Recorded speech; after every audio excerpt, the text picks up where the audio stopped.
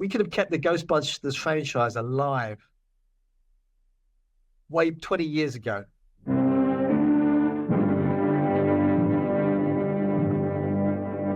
Welcome back to Modern Horror Stories podcast with Jamie, Dave, and Alex. Yesterday, we talked about the 2001 movie 13 Ghosts. And today, we're going to discuss how we would make that movie better. Kudos to the people, as always, who made this movie. We haven't made one yet. One day, perhaps, we'll make our horror movie. But it's very difficult to make a movie.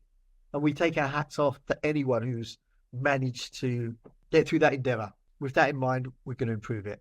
Also, there will be spoilers, so go and see the movie first if you haven't seen it yet. Who'd like to go first with how we're I'll going go first.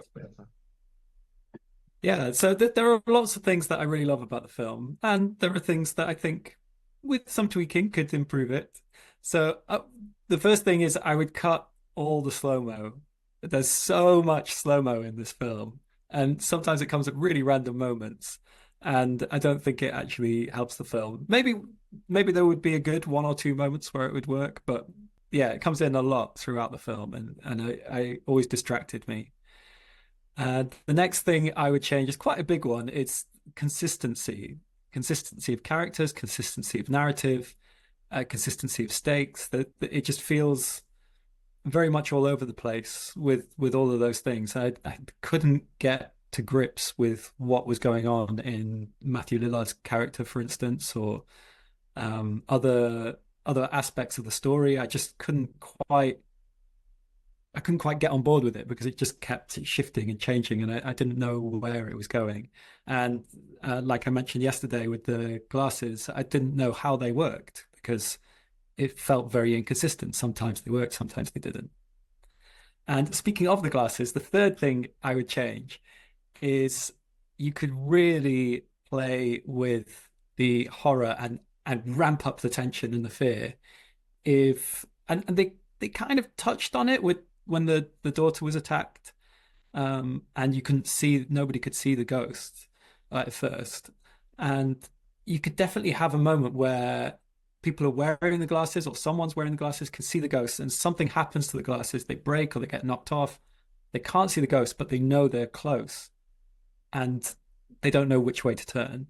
And you could really play with the tension of when the characters can see the ghosts and when they can't. And I feel they sort of missed a huge opportunity there to really ramp up the tension.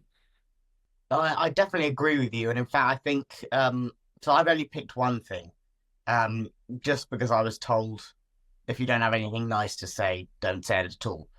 So so the one thing that I've sort of gone for, I think, sums up my opinions on the film as a whole. I wouldn't want to go into specifics just because I think if you start changing one specific of this film, it starts unraveling.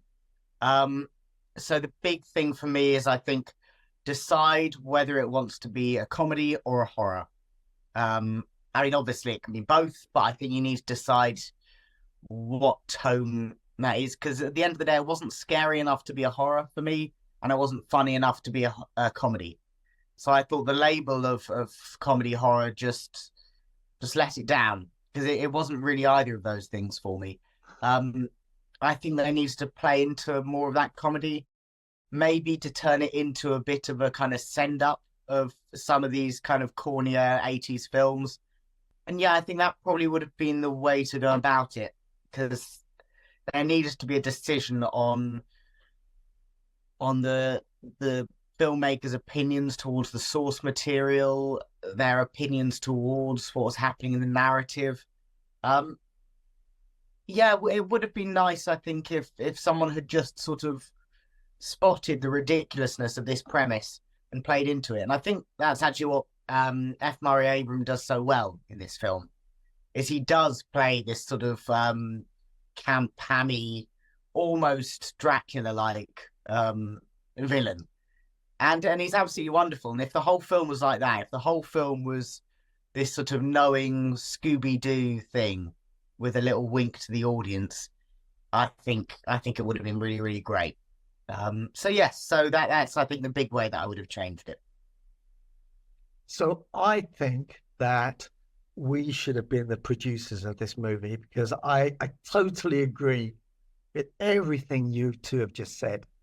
And if we'd been sitting around the table in 2001, the thing I would have done to improve this movie is to give Dan Aykroyd and Harold Ramis a call and say, we've got an idea for Ghostbusters 3.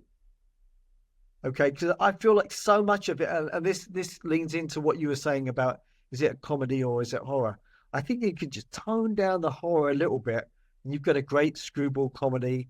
It's got the same kind of setup at the beginning with a big kind of Ghostbusters style trapping of a ghost, and that could play into something that happens a bit later.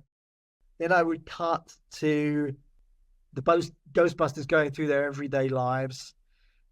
Someone turns up at their office and says, my brother's trapped in a house. It's a haunted house. And it would be so different to the first two Ghostbusters films because instead of being this great expansive movie, it'll be set in one location. And so it'd be a lot cheaper than the other two movies to make, I reckon. And then you could explore all the different ghosts as well. The four Ghostbusters could turn up. We could get a bit of history of all the different ghosts. The one person I would keep from the first movie is Matthew Lillard. I'd have him trapped in the house. Or maybe a couple of kids or something like that. Maybe the family could be trapped in the house. And the Ghostbusters are coming to try to rescue them. But there'd be so much to play with in there in terms of laughs and scares.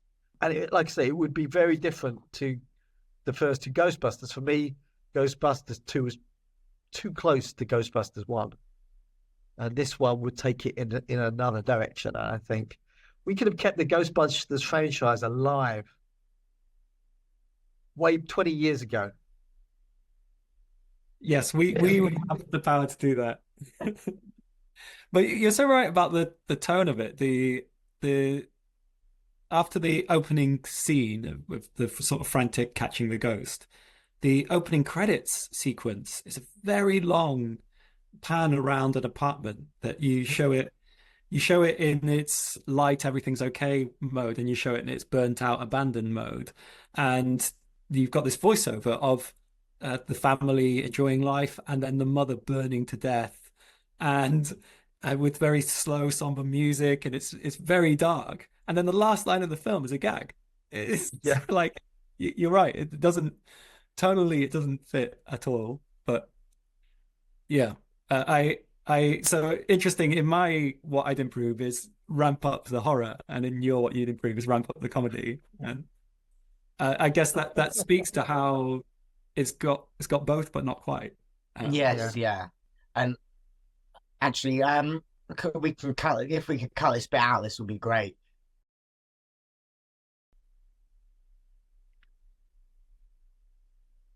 Anyway, well done to the people who made this film. Yes, there is a lot of good work. But genuinely, genuinely. I love Tony Shalhoub. I love F. Murray Abraham. I love Matthew Lillard. I just think there was a better film to be made with this cast and crew.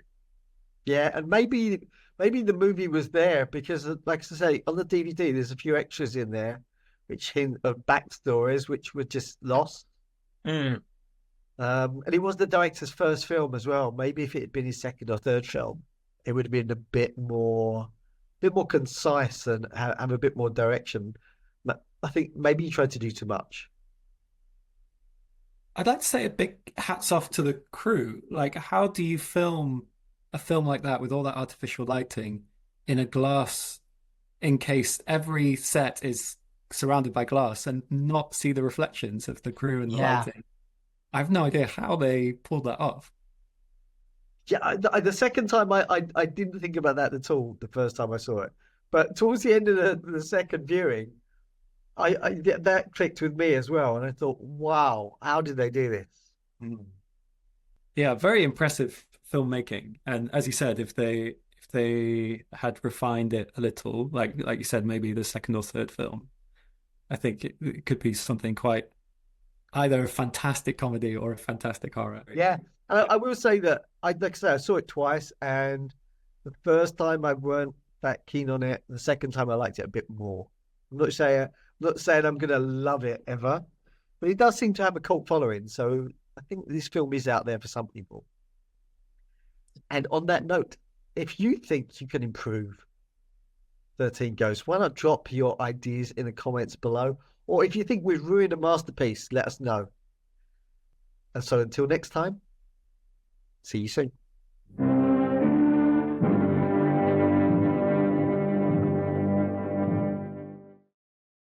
If we could cut this bit out, this would be great.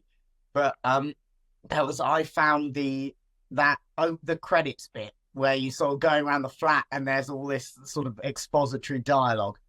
I found that absolutely hilarious. I thought that was so funny because it was so expository. It was like, oh, now mummy's dead. What are we going to do?